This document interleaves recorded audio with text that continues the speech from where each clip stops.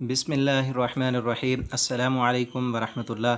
آئیے قرآن سیکھیں آسان طریقے سے۔ آج ہم سورہ بقرہ آیت نمبر 30 سے آگے پڑھیں گے۔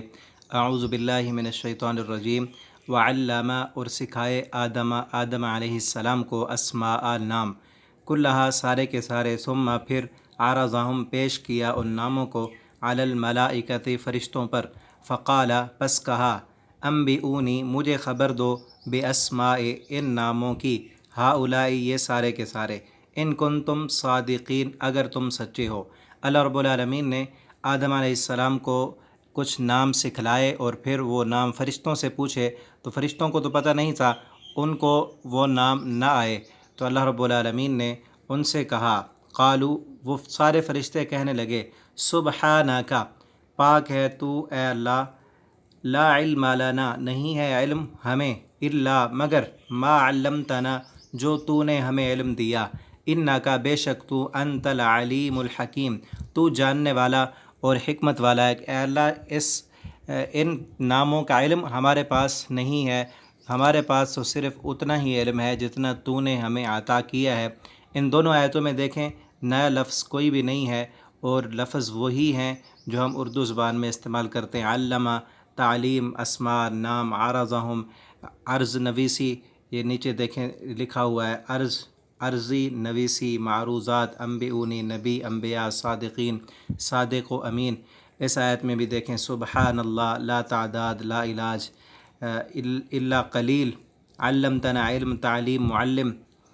تو قال، اللہ رب العالمین نے پھر فرمایا، یا آدم، اے آدم، انبئہم، آپ خبر دیں ان کو، باسماء ان ناموں کی، فلما پس جب، انبأہم خبر دی انہوں نے، باسمائہم ان ناموں کی، قال تو وہ اللہ تعالیٰ نے فرمایا، عالم کیا نہیں، اقل میں نے کہا تھا، لکم تم کو، انی کہ بے شک میں، اعلم زیادہ جانتا ہوں، غیب السماوات غیب آسمانوں کا، والارض اور زمین کا، واعلم اور میں زیادہ جانتا ہوں، ما تبدون جو تم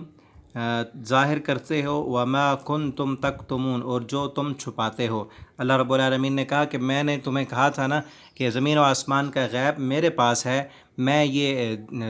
انسان کو جو خلیفہ بنانے والا ہوں، میں جانتا ہوں کہ وہ زمین میں فساد کریں گے یا نہیں، یا وہ میری عبادت زیادہ کریں گے۔ تو اللہ رب العالمین نے فرشتوں کا اس طرح سے امتحان لیا، اور اللہ تعالیٰ نے یہ بھی کہا کہ میں جو تم دلوں میں چھپاتے ہو وہ بھی جانتا ہوں، جو تم ظاہر کرتے ہو وہ بھی جانتا ہوں۔ ہمیں بھی اس بات کا علم اور یقین ہونا چاہیے کہ جو چیز ہماری ظاہری ہے ہمارے رب کو وہ بھی پتہ ہے، جو مخفی ہماری باتیں ہیں وہ بھی اللہ رب العالمین جانتے ہیں۔ وَإِذْ قُلْنَا، اور جب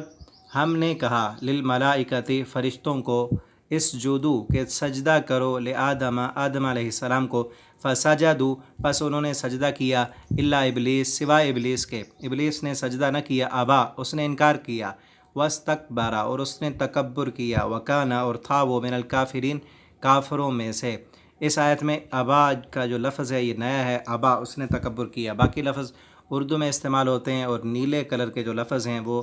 علامتیں ہیں، اکثر عربی میں استعمال ہونے والے الفاظ ہیں۔ تو وقلنا اور ہم نے کہا، اللہ تعالیٰ کہتے ہیں ہم نے کہا، یا آدم اے آدم، اسکن آپ رہیں، انتا آپ بھی، وزوجکا اور آپ کی بیوی بھی، الجنت جنت میں، وکولا اور کھائیں، منہا اس جنت سے، رغدن جی بھر کر، رغدن یہ نیا لفظ ہے، اس کا معنی ہے جی بھر کر، رج کر، جتنا آپ کا جی چاہے اتنا جنت سے کھائیں، حیث شئتما جہاں سے بھی آپ چاہیں، ولا تقربا لیکن ساتھ شرط بھی ہے، نہ قریب جانا، حاضح شجرۃ اس درخت کے۔ اللہ تعالیٰ نے پابندی لگا دی کہ جنت میں جہاں مرضی رہو، جہاں گھومو پھرو، جو مرضی کھاؤ، لیکن اس ایک درخت کے قریب نہیں جانا، فتکون من الظالمین اگر آپ اس درخت کے قریب گئے، اس کا پھل کھا لیا تو آپ ظالموں میں سے ہو جائیں گے۔ آگے کیا ہے کہ پھر فأزلہم الشیطان، شیطان نے سجدے سے انکار کیا تھا اور آدم علیہ السلام کو اس نے پھسلانا تھا، فأزلہما پس پھسلا دیا ان دونوں کو، آدم علیہ السلام کو اور ان کی بیوی اماں حوا علیہ السلام کو، دونوں کو پھسلایا شیطان نے، عنہا اس سے، فأخرجہما پس نکال دیا ان دونوں کو، مما کان فی جس میں وہ تھے، جس جنت میں تھے آدم اور ان کی بیوی، ان سے نکال دیا، وقلنا اور ہم نے کہا، اہبتو اتر جاؤ، یہ نیا لفظ ہے، اہبتو اتر جاؤ، بعضکم لبعض بعض تمہارا بعض کے لیے عدوٌ دشمن ہوگا، وَلَکُمْ اور تمہارے لیے فی الارض زمین میں مستقر ٹھہرنا ہے، ومتاع اور فائدہ ہے، الی حین ایک مقررہ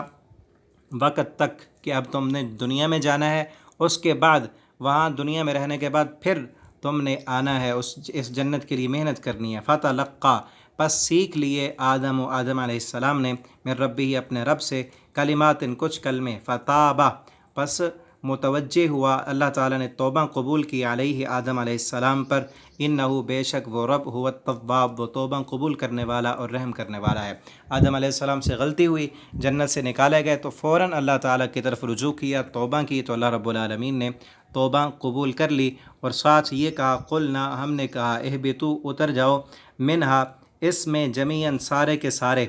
فَإِمَّا اس زمین میں رہو اب، فَإِمَّا پس جب یأتینکم آئے گی تمہارے پاس منی میری طرف سے ہدن ہدایت، فمن پس جو بندہ تابعہ پیروی کرے گا ہدایہ اس ہدایت کی، فلا خوف پس کوئی خوف نہیں ہوگا علیہم اس پر، ولا ہم یحزنون اور نہ وہ غمزدہ ہوگا، کہ اب دنیا میں رہنا ہے، میری طرف سے ہدایت اور رہنمائی آئے گی، اس کے پیچھے چلنا ہے۔ جو بندہ بھی آسمان سے اتری ہوئی ہدایت کے پیچھے چلے گا اس پر کوئی خوف بھی نہیں ہوگا اور وہ غم زدہ بھی نہیں ہوگا۔